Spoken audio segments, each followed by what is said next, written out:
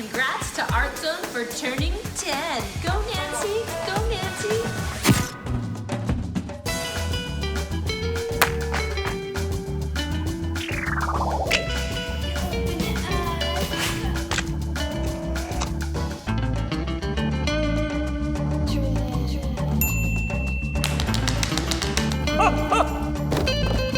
Hello, hello.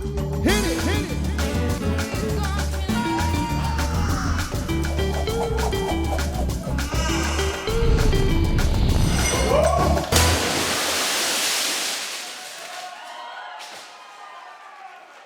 Hi, everybody, and welcome to the show. I'm Nancy Guppy here at beautiful Georgetown Stables, and we have an action-packed episode for you this week. Take a look. John Waters spreads Christmas cheer. And I'm very happy to be telling you about my new show, Beautiful. Renee Holiday curates the calendar. I'm not doing well, by the way, I've noticed. Have you noticed that? Symphony director Thomas Dausgaard plays cornhole. But you show me what not to do, and I That's true. That is an inspiration. I'm teaching you. Yes, Yeah. thank you. I really appreciate that. Yeah. And the electro swing sounds of Good Company. They say it don't mean a thing if it ain't got that swing. So get on the floor and show me what you got. We'll kick off with writer-director John Waters, the man behind such fabulous films as Crybaby, Pink Flamingos, Hairspray, and Serial Mom. John is also a seasoned live performer and is bringing his wildly entertaining Christmas show to the Neptune Theater stage. I spoke with John on the phone earlier this week about appropriate gifts, picky eaters, and his version of the Holy Trinity.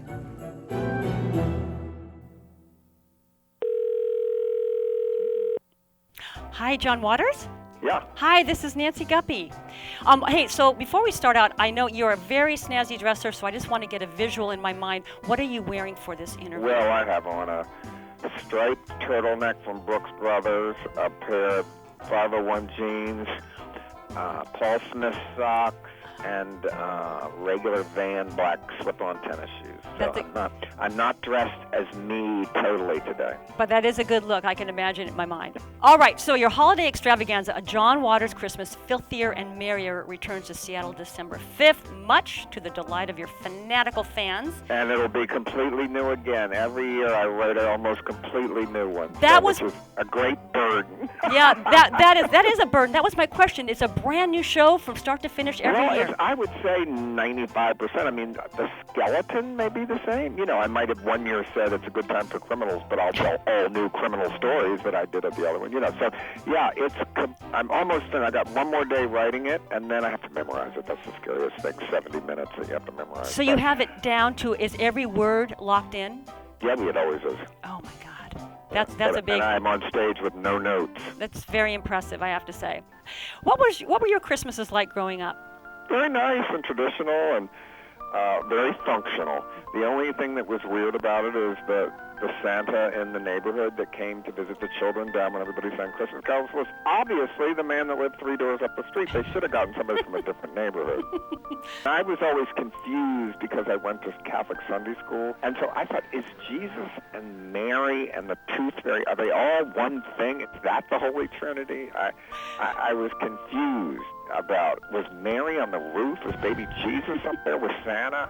It seemed like they were all fictitious characters. Well, no, sort of, or at least cult characters. They were all cult characters, definitely. When did you get clarification that they weren't all the same thing? I still think maybe they are.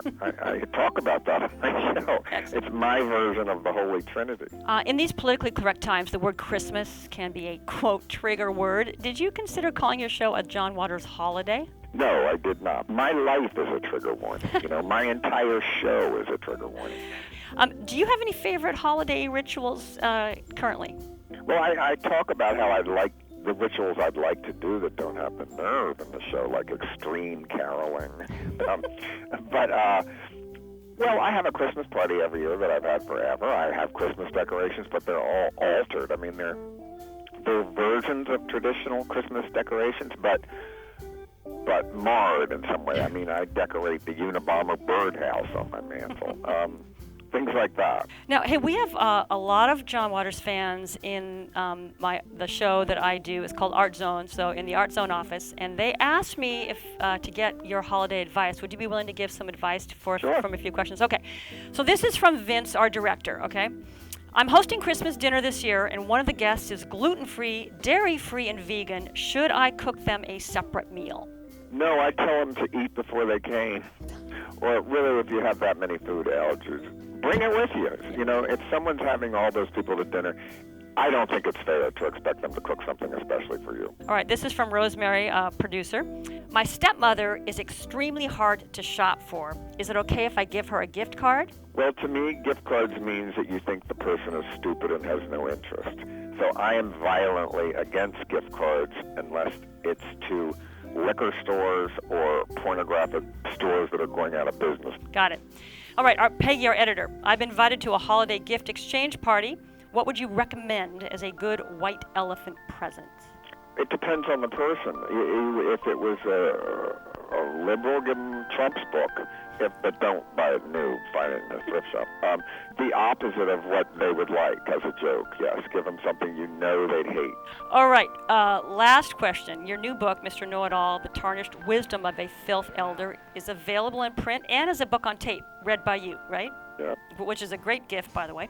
Would you leave us with a pearl of wisdom from your years of filth study? Only tell people you love them when they're asleep.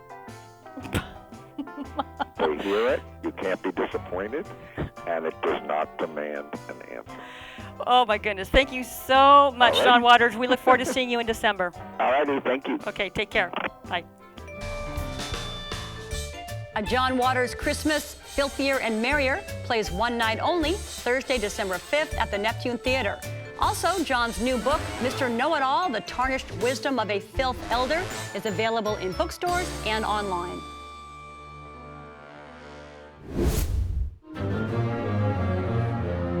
As chief conductor of the BBC Scottish Symphony Orchestra and conductor laureate of the Swedish Chamber Orchestra, as well as being an international guest conductor, Danish sensation Thomas Dausgaard has electrified musicians and audiences around the globe.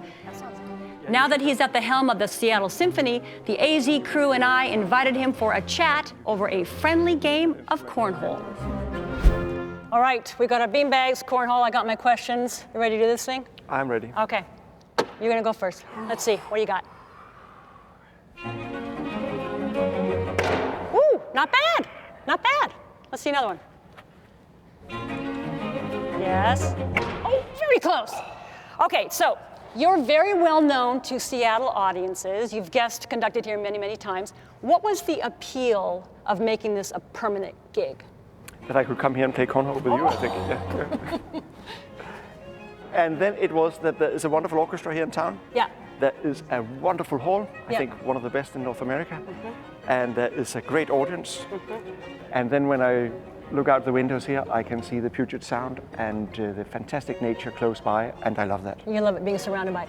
Now, I saw you conduct for the first time the opening concert of the season. I fell in love with you, like everyone in the room, I think, did.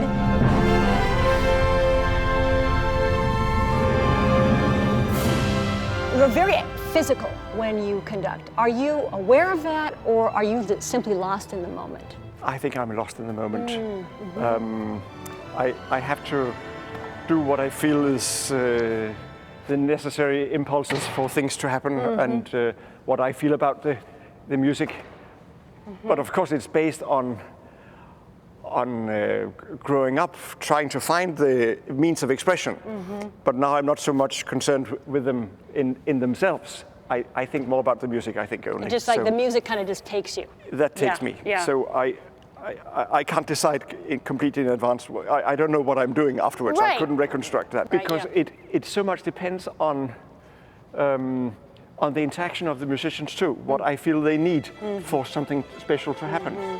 And there are also things in the performance which you can't prepare for, the kind of insights you suddenly get in that kind of pressure cooker, which is with the audience around you and the orchestra performing this one time only. The moment will never come back, and you can either use it to play safe, or you can take risks.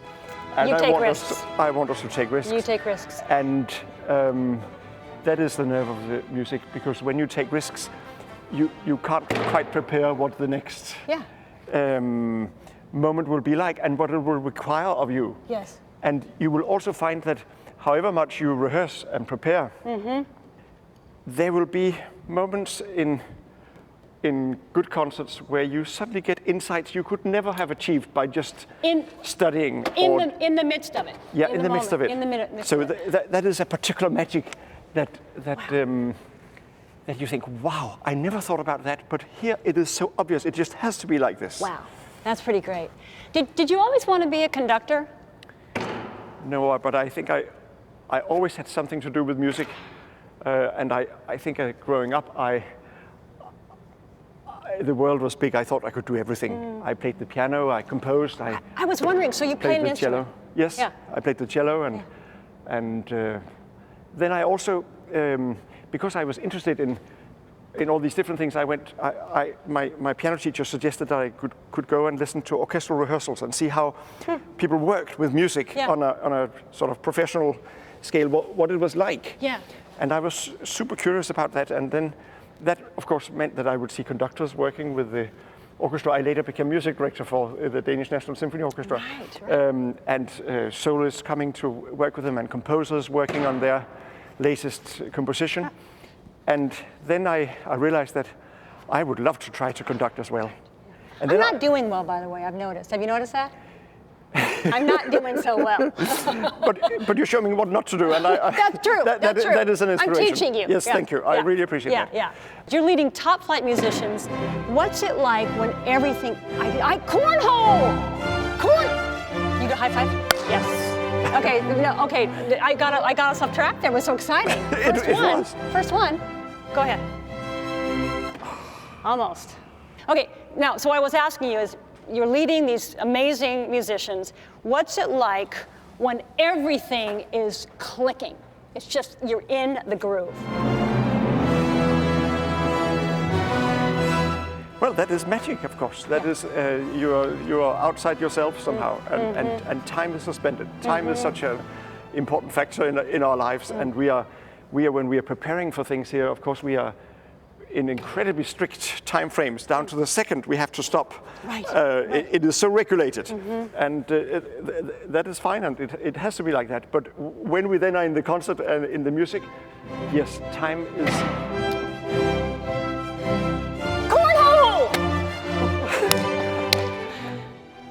People hear Seattle Symphony, just the public. What do you want them, what do you hope they will think? That they are inspired by what they hear and how they feel us in the room. That the whole experience is taking them out of their normal life and giving them something extra. That it's an enrichment deep inside. That is the most important. So do you see relationship between symphonic music and other genres, rock, punk, hip hop, blues? Do you think there's a connection?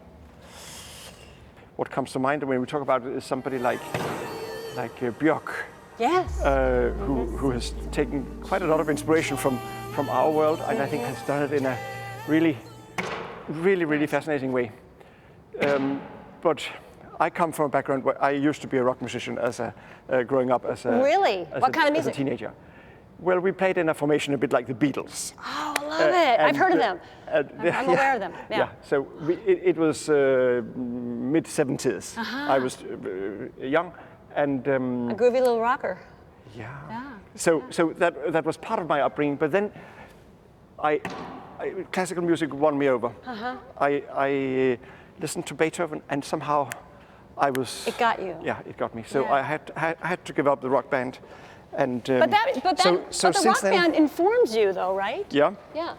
But since then, I haven't been able to come back to that genre with my full heart. So still working on it.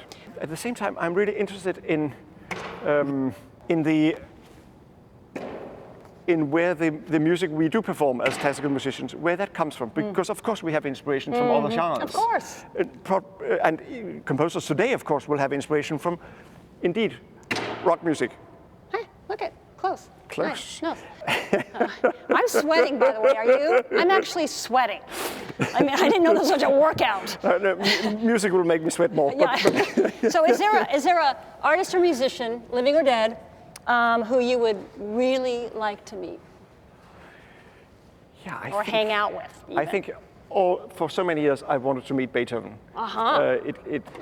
It almost sounds trivial, but I think so much of my fascination with this kind of music comes from the energy and the power within his music, and to just experience him as a human being, to get a sense of what he really was like. If I asked him a simple question, I would love to have had that opportunity. Yeah. All right, final question. We both obviously have very good hair, clearly. What is your hair care regimen, your process? That's a difficult question. You expect me to know? Yeah, because it's really great. Oh. Because like when you're conducting, and it is just, your hair is just That's the fantastic. No, it's not the best, but it's a great part of the peak action of you. Right. Yeah, Okay. yeah. Good to know. Yeah. I'll watch out what it is. Okay, I yeah. haven't paid enough attention. Maybe pay attention, then maybe you can email. Do you have a recommendation? Well, I don't think you need a recommendation from me. You're looking so good. All right. Well, here's the deal. I can't win this game because that would be like winning at your birthday party, and then that's really tacky and weird, and you know. So. But you did win. You maybe did. technically, Yeah. but I think spiritually you won, and there's a prize for you. Rosemary, can I get the prize? This is a prize. So I don't know if you've ever had one of these. Oh yes, I like that. Oh, you do? Do you want to do Yes. it? Do it on your head? Okay. Time stands still. It's Oh, like music. Isn't that incredible? Yeah. Very nice. Isn't it? It's like you get into a daze. Absolutely. A haze. Lost in the moment. Where am I? Yeah. Where are you? Hey, will you do it on? Will you put it on? Will you do it on me? Okay, you know my head. Okay. Oh my God. That's profound. That feeling is a profound feeling. It is good. Oh, Thomas, thank you so much. Thank you. Thank you. It's lovely to meet you. And you. You're a star. You're a star. All right. Thank you. For more information on Seattle Symphony concerts, including the upcoming Stravinsky The Rite of Spring, go to seattlesymphony.org.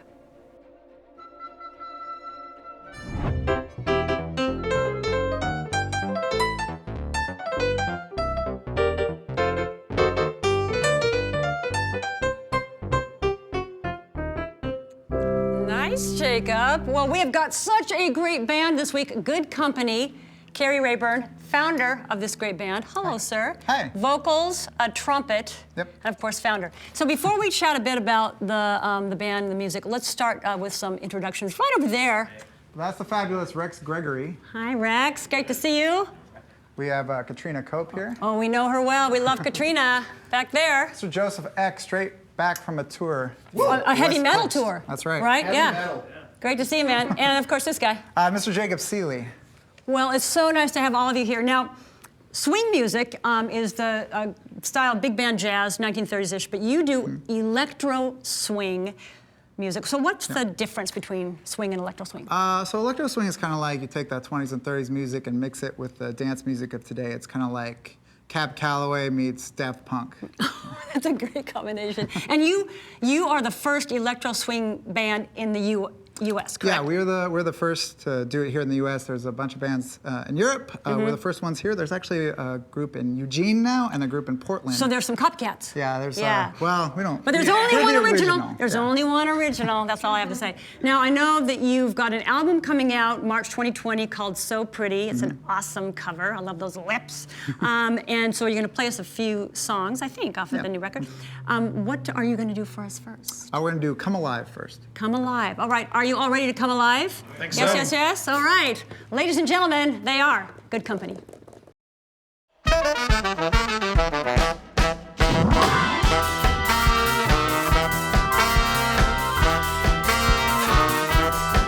They say it don't mean a thing if it ain't got that swing. So get on the floor and show me what you got. Time to break a sweat, cause you better bet I won't be the one who's gonna let you hide yourself away. Move from the top to the floor and give me some more. Don't you be afraid.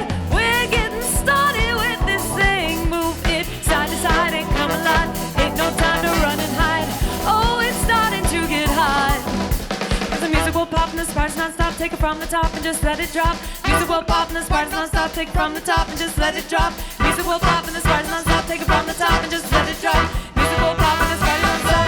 Come alive, let's see some action, let's have some fun. Let's see some action tonight. Start the attraction, let's get it done. Let's see some action, alright. Oh!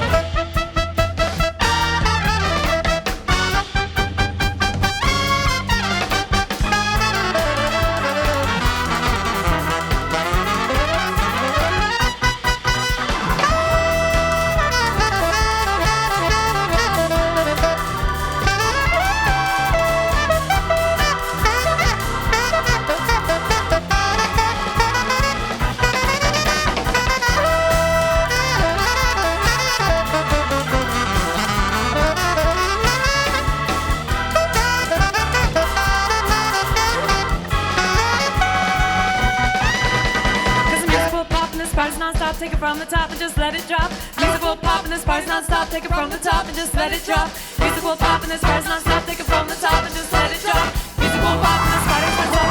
Come alive, let's see some action. Let's have some fun. Let's see some action tonight. Start the attraction, let's get it done. Let's see some action, alright. Let's see some action, let's have some fun. Let's see some action tonight. Start the attraction, let's get it done. See some action, alright. Oh.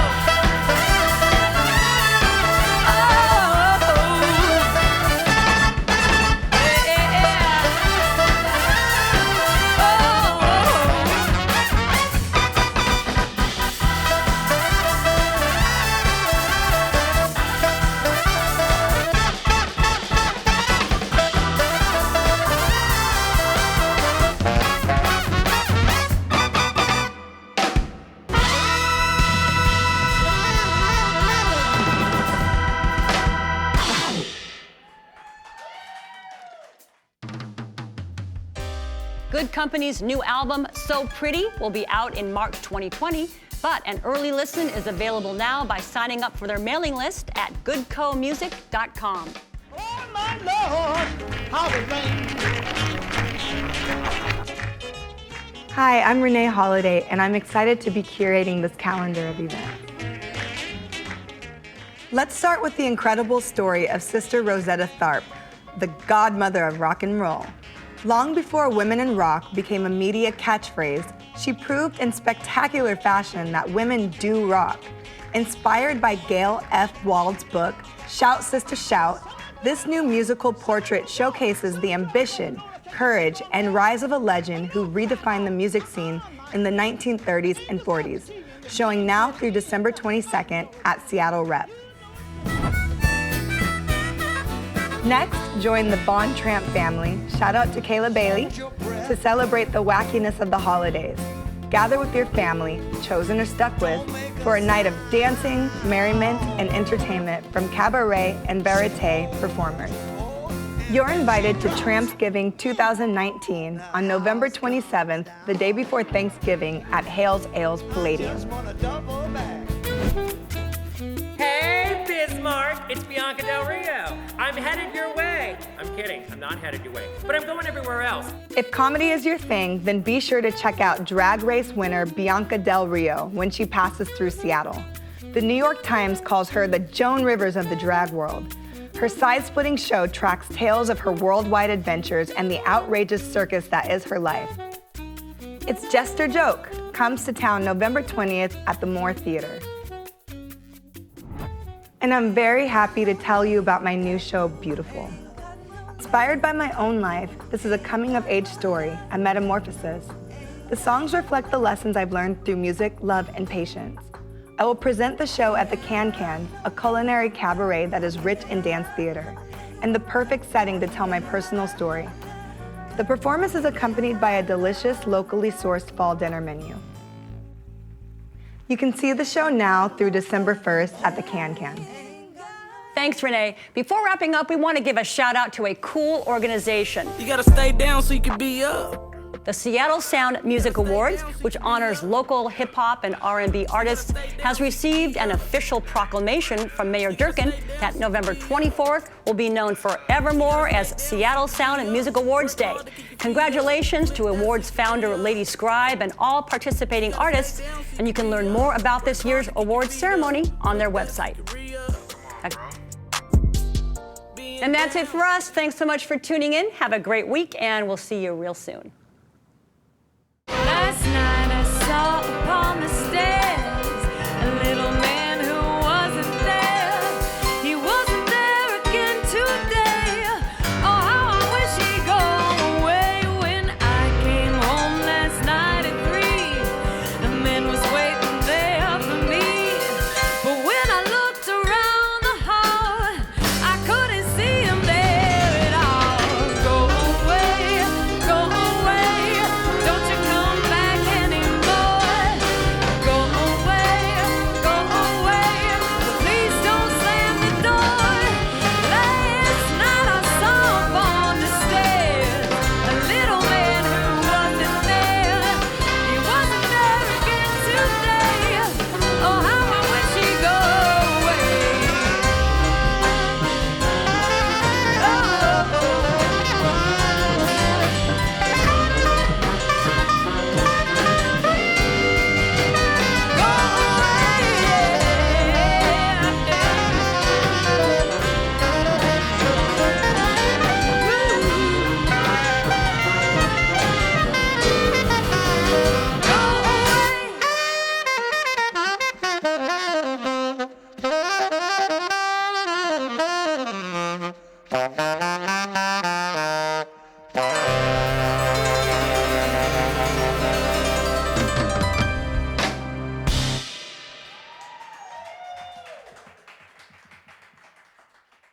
Art Zone is filmed on location at Georgetown Stables, the coolest event space in Seattle. More information is at georgetownstables.com.